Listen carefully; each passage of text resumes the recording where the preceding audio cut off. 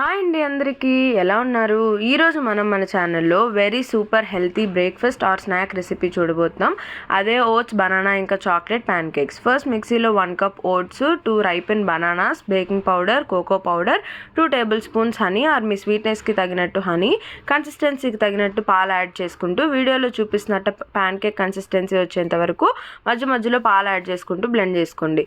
ఇప్పుడు ఒక ప్యాన్ పెట్టుకొని దాంట్లో బేస్కి ఫస్ట్ బటర్ యాడ్ చేసి బటర్ మెల్ట్ అయిన తర్వాత ఈ ప్యాన్ కేక్స్ని మీకు కావాల్సిన కన్వీనియంట్ సైజులో వేసుకోవచ్చు. నేనైతే కొంచెం చిన్నవే వేసాను.